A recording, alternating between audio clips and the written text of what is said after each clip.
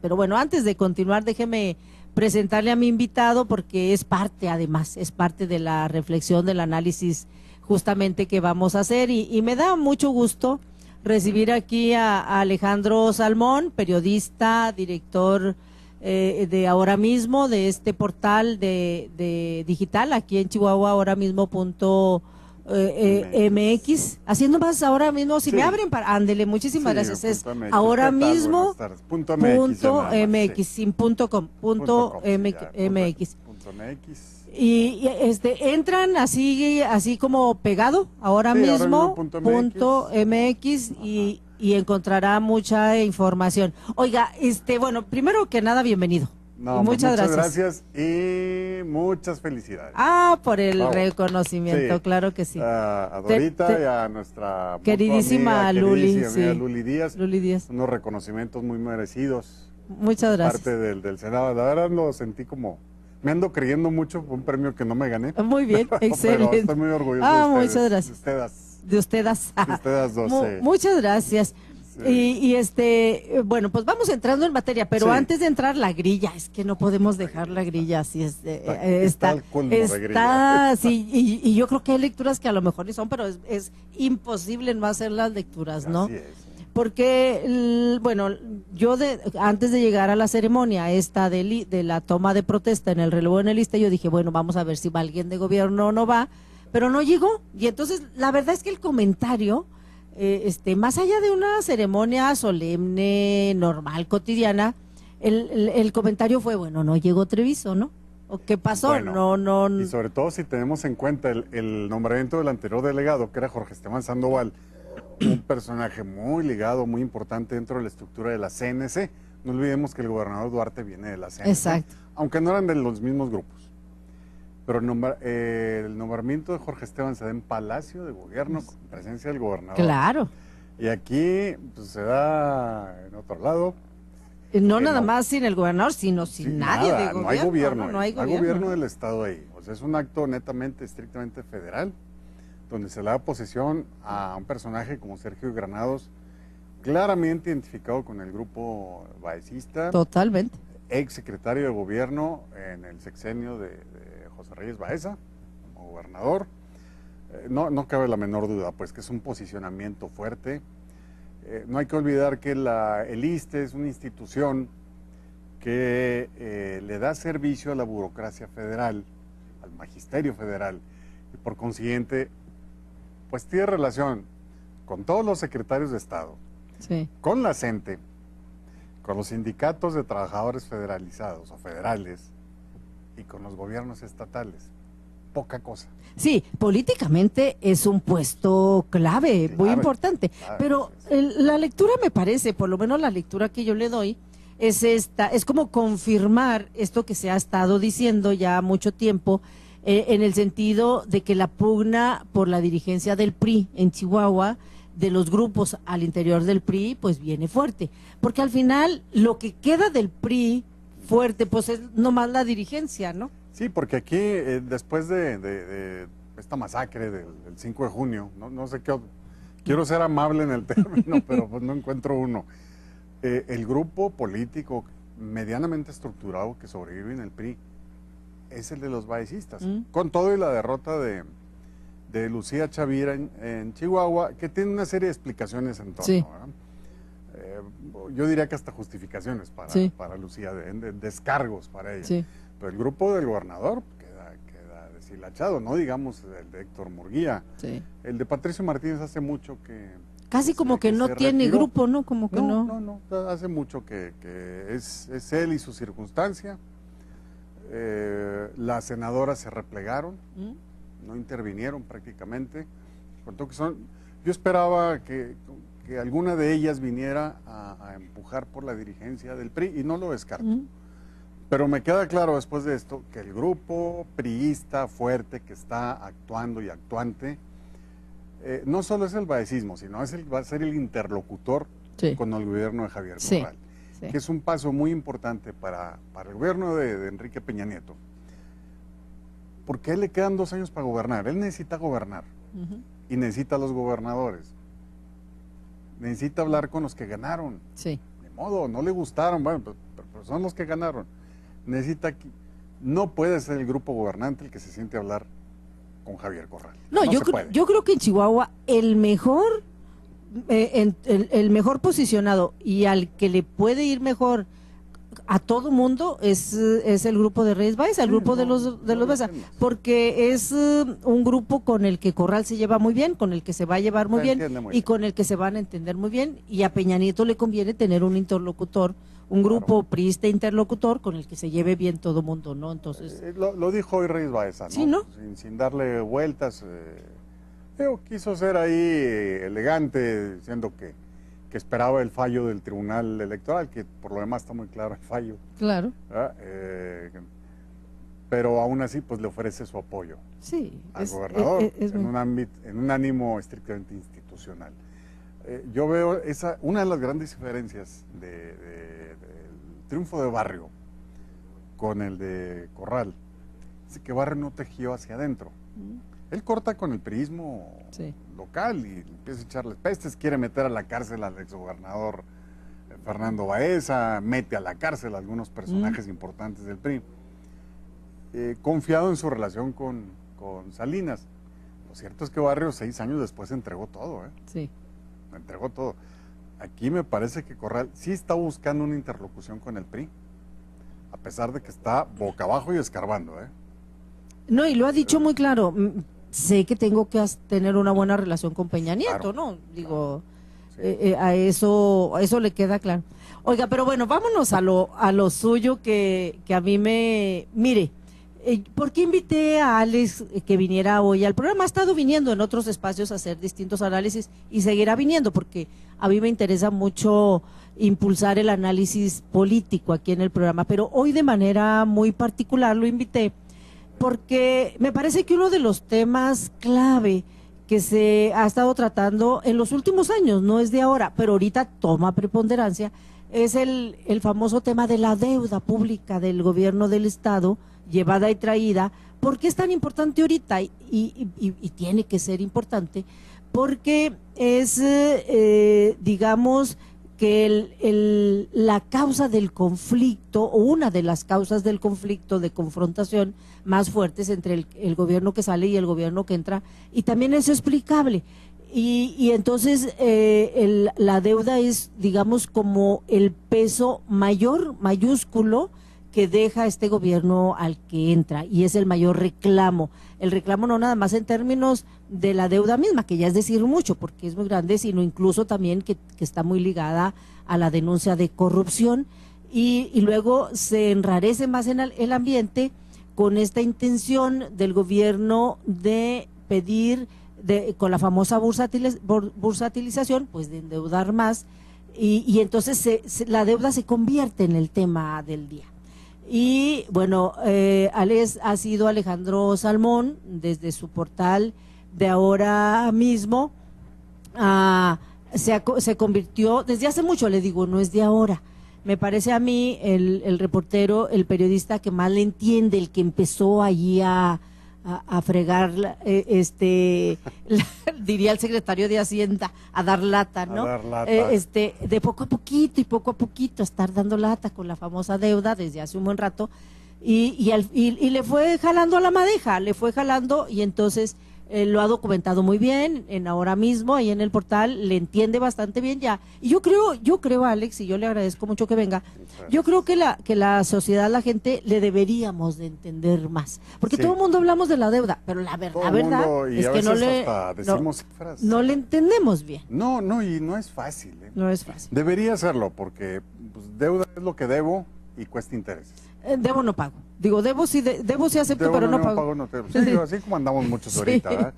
Deber en sí mismo no es malo, y hay que dejarlo en claro. Así en sí mismo no es un delito. O sea, hay que reconocer algo en los empréstitos que contrató la administración de César Duarte. Fueron aprobados en el Congreso, Primero. Que nadie finja demencia.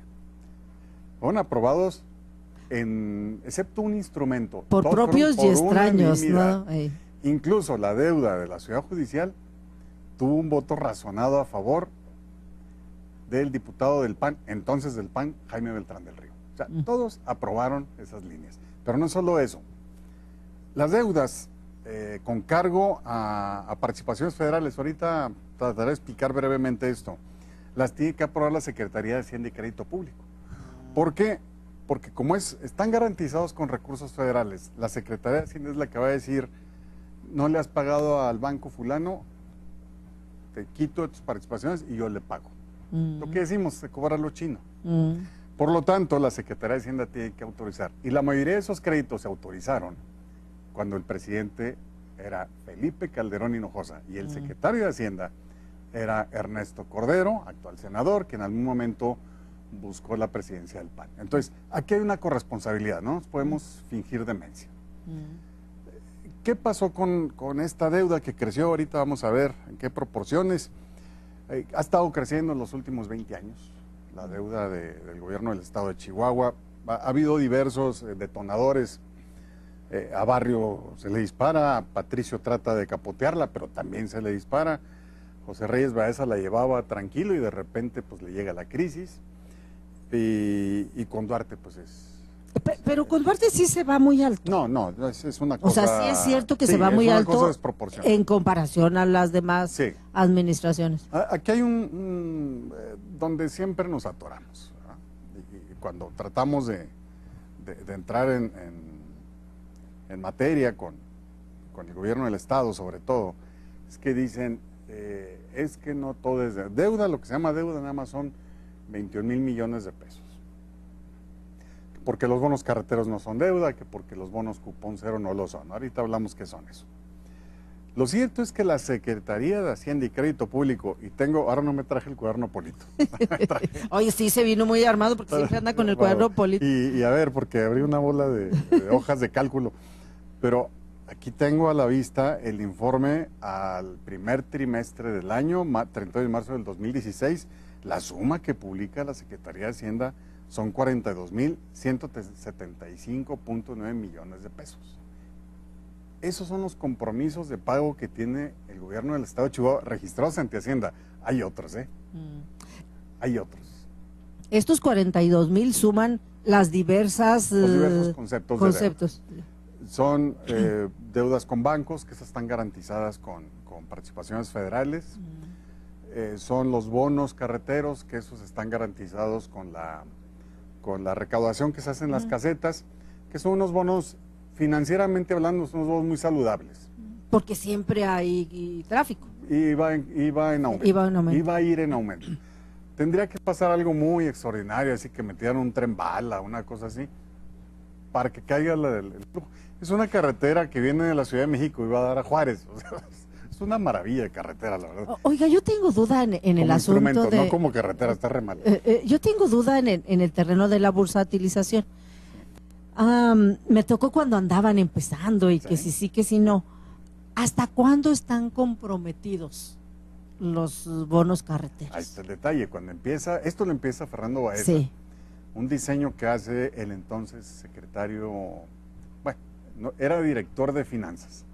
Armando Muñiz, un hombre muy brillante. Muy brillante en esos términos, con un gran prestigio en los mercados, en el ambiente raro de los cazabolseros, que eso es muy cerrado. Él hace el diseño, a 7 años era todo lo que había. La concesión, no olvidemos que es una carretera federal. La Panamericana es una carretera federal y se la concesiona la SCT al gobierno del estado de Chihuahua por 7 años y nada más. Por lo tanto, los bonos se vencían en 7 años, no se podía más. ¿Qué hace el gobierno de Baeza? Dice, pues, vendo bonos a cuenta de lo que voy a recaudar, agarro un dinero y lo invierto en obras, en fin. Hay que reconocerlo, fue un buen instrumento, muy forzado, con muy poco tiempo para pagar. Se les atraviesa una crisis muy fuerte, la crisis 94-95, que hace que caiga el flujo de tráfico. Y aún así salió adelante. Ahora que la Secretaría de Comunicaciones y Transportes del Gobierno Federal le ha dado al gobierno de Chihuahua la concesión por 30 años, entonces el gobierno ya tiene la ocasión, esa es una oportunidad que quiso aprovechar este gobierno, de bursatilizarlos a 30 años, obviamente con mucho más dinero. Pero ya no le alcanzó el tiempo. De modo que, en respuesta, estos bonos tienen un vencimiento a 15 años, de los cuales han transcurrido 3. No va a haber problema para pagarlos, creo yo, inclusive quedan remanentes. ¿Qué son los remanentes? Yo pago y me queda a cambio. Así para decirlo en modo muy coloquial. Me queda a cambio, el cambio es un buen montoncito de dinero. No es la gran maravilla, pero es un montoncito de dinero nada despreciable. Por eso digo que le concedo razón al secretario de Hacienda local cuando dice que no es problema, pero donde no llegamos a un acuerdo es que no es deuda. Para mí es deuda. Es un compromiso de pago. El asunto es una pregunta, a lo mejor es muy simple, pero me parece que es válida. Ok, yo administración actual bursatilizo, agarro el dinero de 15 años y hago obra, pero el que viene, pues también va a querer bursatilizar. Claro, y entonces se chuta los otros 15 y ahí muere. Digo, ya va a ser puro pague y pague, ¿no? Exactamente, va a ser tener yo la estructura, está contemplado en el fideicomiso, que haya dinero para la estructura de cobranza. Pero como quiera que sea, pues esa estructura de gobierno, yo tengo que recaudar ese dinero, meterlo en una ley de ingresos, juntarlo y entregárselo al fideicomiso. O sea, sí es un compromiso, pues, del gobierno. Y ciertamente en los próximos 15 años, pues nada más va a estar viendo el dinero pasar, ¿no? Digo, porque está bien, digo, es correcto. Si yo, llámesele como se le llama, pero al final es dinero que se tiene que pagar en el terreno de que es compromiso, finalmente justo comprometo el dinero de los próximos, vía carreteras de los próximos 15 años. Y entonces, a lo mejor, si todavía quedan 15, pues le doy chance al que viene y seguramente los va a querer tomar. Pero no más, es decir, me parece que lo justo es, o tendría que ser, pues que yo comprometa los de mis 6 años o los de mis 5 años, ¿no? Para poderlos pagar, digo. Eso sería el ideal, ¿no? Que las deudas se programen para lo que termine el periodo. Es muy difícil. Sería a una tasa muy alta. Sería un interés ponderado muy alto, un crédito pagado a 6 años. O sería muy chico el crédito. Te presto 3,000 millones. Digo, para que me lo pagues en 6 años. Y yo quiero hacer mucho. Sí, y que se vea mucho. Digo, quiero ponerme la quiero corbata. poner, claro. Claro, pues cómo no. El asunto también es en qué se usa. Bueno, ahí está la gran discusión. ¿En qué se usó este dinero? ¿De cuánto hablamos de la bolsa, de la pura bolsa del fideicomiso? Fideicomiso, incluido estos bonos carteras, son 15,000 millones de pesos. 15,000. Que sí tenemos derecho a saber en qué se usaron, ¿no? Por supuesto, y se ha dicho mucho de que, bueno, es que se usó en el gasto educativo, en el gasto de salud, en cubrir el déficit que arrastra el gobierno de Chihuahua por los gastos estos de educación y salud, que es muy grande, pero por ley ese dinero se debe aplicar en obra, no en gasto corriente. No en gasto corriente. Se puede usar para reestructurar una deuda, por ejemplo, pero no para cubrir el chivo. O sea, no es para gastar en gasto operativo, es para hacer una carretera, una presa, una inversión que genere ingreso. Una carretera, una presa, un canal de riego.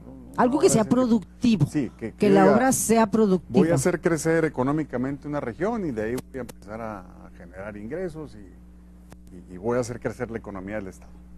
¿Con qué? Pues con una obra de este tipo. Yo siempre pongo el ejemplo del periférico de la juventud, con una obra que detona. Cuando se inaugura el periférico de la juventud en el año 84, pues era una carreterita de 2 carriles y no había más que breñales ahí.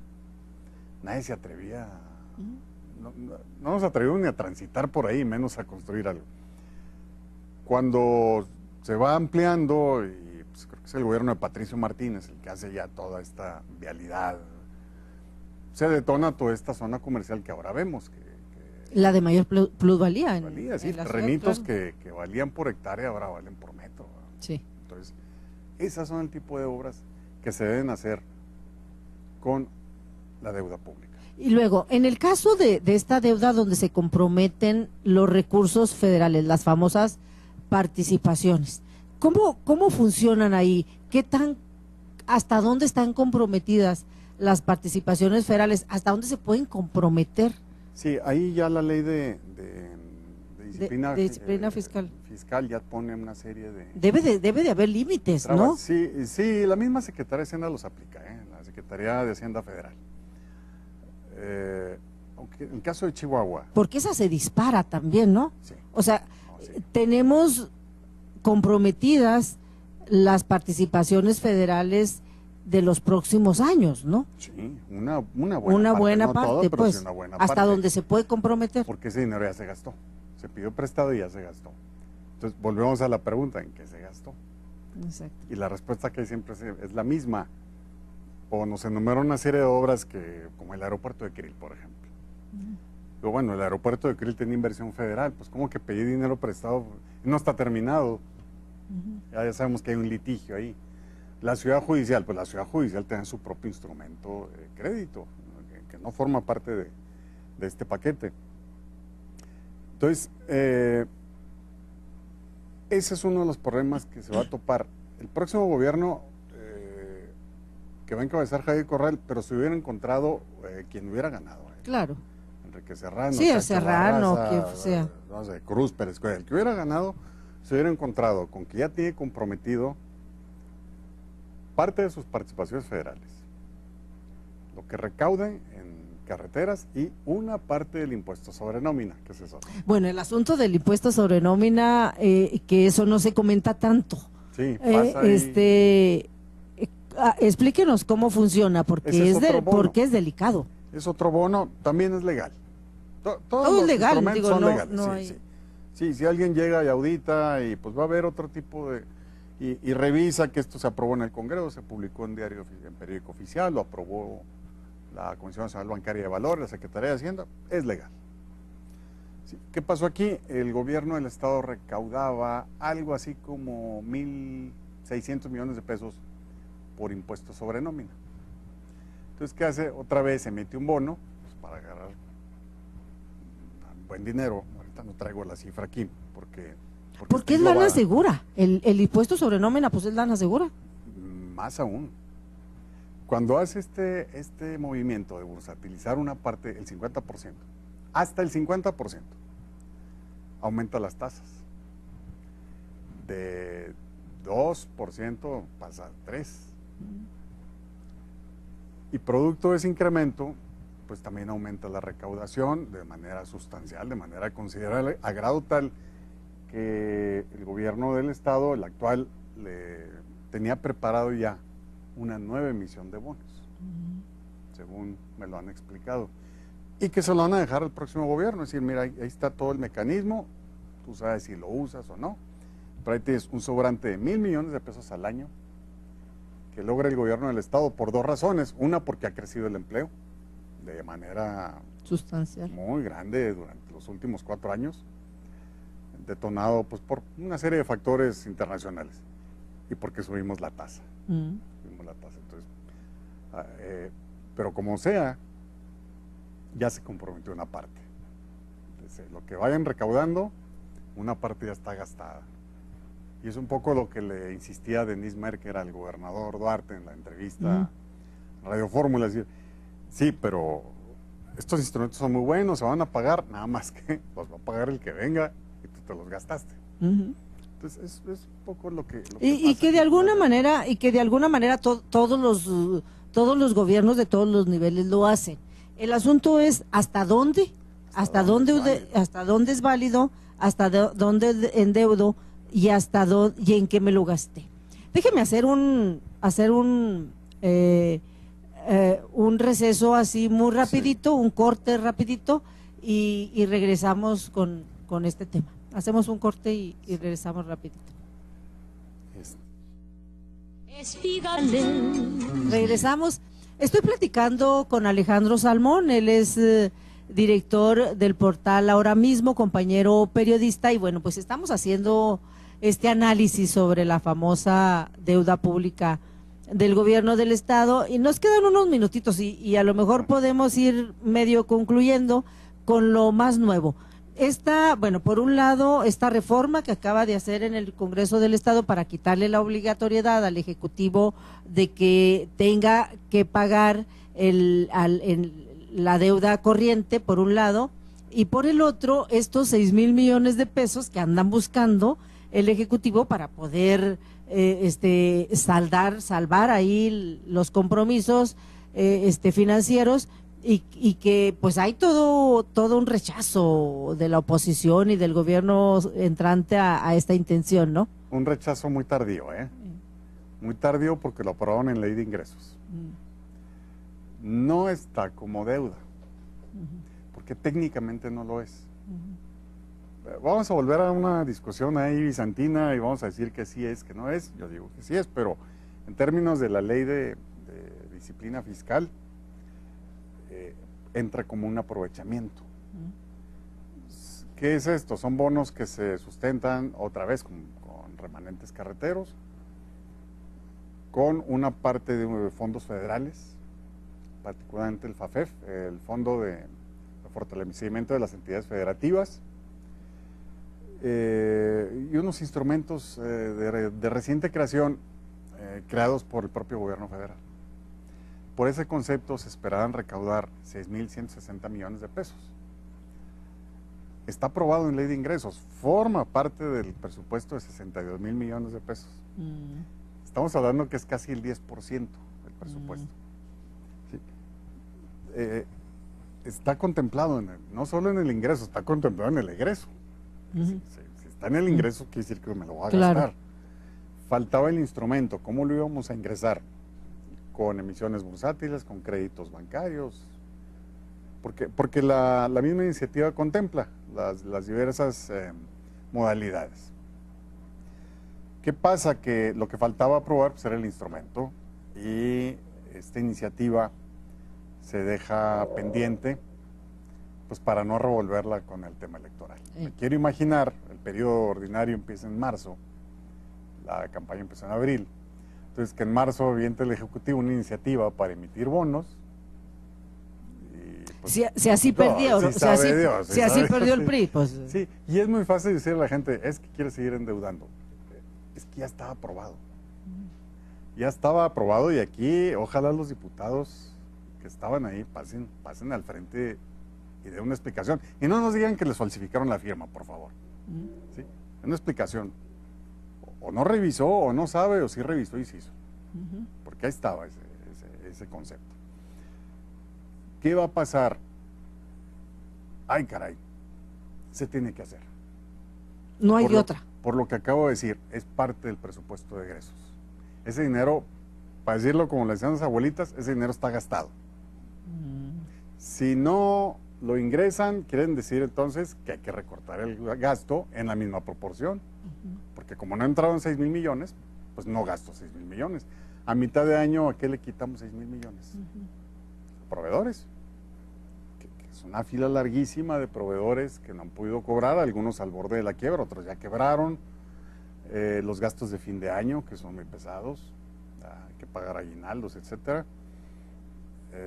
La conclusión de obras. ¿A qué le quitamos? Gasto social.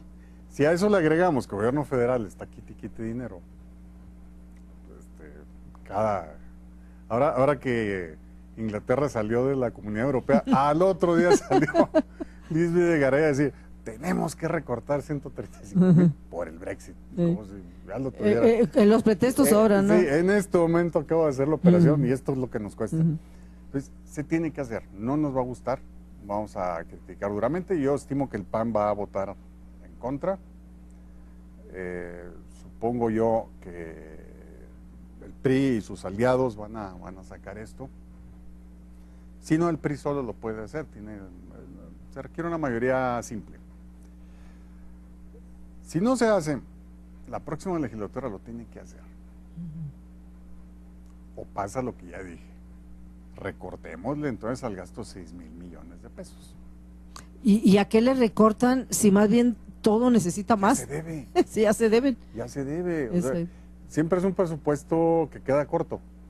Chihuahua arrastra déficit de 10,000, 5,000, actualmente 4,000 millones de pesos. O sea, falta. Falta, ¿no? Exacto. No, aunque pidan dinero, falta todavía. Y quitarle 6,000, pues sí, es un mundo, ¿no? Fue una maniobra muy mal hecha, creo yo, torpe, de parte de todos. Debieron haberlo explicado, debieron haber afrontado las y haberlo sacado desde marzo, si es que estaba. Desde marzo. Desde antes, desde oye, enero, febrero, marzo, ¿no? Ya me lo aprobaste. Incluso Sí. convocaron un periodo extraordinario en febrero. Un poquito más de distancia respecto a la elección. al inicio de las campañas, ¿no? Se manejó como un poco aseo, creo Sí. yo. Y ahora, pues o lo hace uno o lo hace el otro. Pero lo van a tener que hacer. Lo van a tener que hacer. No es extraño que cuando esto se habla con los representantes del sector empresarial, los que aprueban son Canaco y la Cámara de la Construcción. Pues ahí están los proveedores, pues, ¿no? sí, están mis socios. Claro. Así formados en la De fila. la fila que ahora me de, pagan, claro, pues, claro. pues, Alex, se nos va el tiempo, se nos fue el lástima, tiempo, sí. pero Pero seguimos. A ver si no los dejé peor. No, seguimos. Me parece que sí tenemos que explicar con más claridad, con más detalle, en muchos temas, pero ahorita el tema de la deuda lo tenemos que entender en el terreno técnico y también en el político, claro, pero particularmente en el terreno técnico, me parece Hay que reunirnos, le debemos de saber. Cada 3 meses la Secretaría de Hacienda publica los cortes. No está de más, hay que reunirnos con algún contador, Con etcétera, los que nos haga una explicación. Sí, yo creo que sí. Alex, yo le agradezco. Oh, le agradezco muchas mucho, no, al contrario. Muchísimas gracias a todo el personal técnico que hace posible la transmisión, a Dani aquí en el camareo, y tenemos un chico nuevo, Jesús. ¿Dani se llama? Sí, a Jesús, que viene a suplir a Jaime también, por supuesto, a Alan, a Jorge, a todos los compañeros, a Viviana en la producción y a usted que nos sigue en Ecos de Mirabal. Hasta la siguiente.